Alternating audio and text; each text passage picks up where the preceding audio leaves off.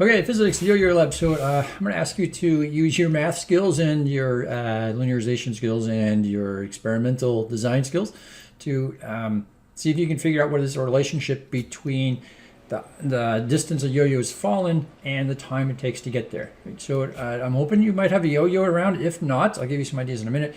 But the idea is that you should be able to get 5 to 7 data points and be able to then make a graph and then linearize it. First one shouldn't be linear, and then be able to come up with a mathematical representation that shows how the yo-yo falls, relationship between distance and time for the yo-yo. Okay, so a couple of things to pay attention to. So one, it's really helpful. So here's my yo-yo, right? So it's going to fall.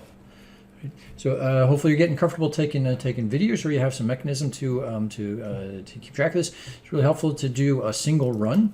So if you can get 7 data points out of one drop, so this is why video is really helpful, because you can stop it at various times and make things out. So if you get your 7 data points from one run, if you do more than one run, you will get better data, but you have to figure out how to average those things together. So you know, think about being consistent in what you're measuring. And then if you do multiple runs, then you can average your data points and get better data. Again, if you do 2 or 3 drops where you get 7 data points each one, you're going to have 21 data points. So so you can average the 3 runs together, and you'll get a better data. Again, your first graph should not be linear. So if it looks linear, it may look that way. Don't trust it. You're gonna have to do something to it. So see if you can figure out how to try things. And if you're not sure what to do, well, you can just try. You're only gonna have 4 things, right? So either it's linear, or you take the inverse of one of the axes, or you square the x-axis, or you square the y-axis. So there's only things you have to worry about. So if you're not sure, you can just try them and see if any of them is better than the other ones. One of them should be better than the other. So making yo-yos. So if you don't have a yo-yo, well, whew, man, the Google is full of ideas about that. So I had an idea, so I tried taking a CD and put it in a pencil.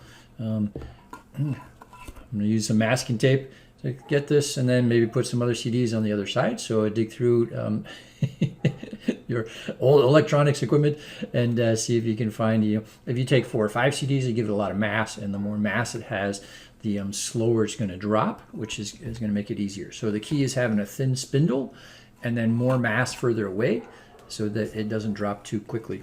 I tried this with screwdriver. Oh, here, yeah. I found a screwdriver that's kind of balanced close to here, and I could wrap a string around it and then let it drop. It's a little too fast. So this would be tricky to get 7 data points out of, because it drops so quickly. If I had a wider, more massive end here, it would be slower and be easier for me to tackle. The other things that I tried when I was playing around with this, yeah, I tried just taking a normal screwdriver that isn't balanced and then adding weight to one side. I tried taking a bolt, and you can get it to work if you have big washers or things like that work. All sorts of stuff. You could probably do it with take 2 toilet paper rolls and put them together with something in the middle. Take an empty toilet paper roll and stick it in the middle. You might have a mass array. You can make a really large one. Oh, that'd be kind of interesting. Anyway, if you're stuck on this, so don't get stuck on making a yo-yo, right? So if you don't have a yo-yo and it doesn't come to you how to do that, email me or call me and we'll figure something out. So that this is not a challenge to build a yo-yo. This is a challenge to collect data and linearize it. Okay, hope that helps. Look forward to seeing what you come up with. Bye.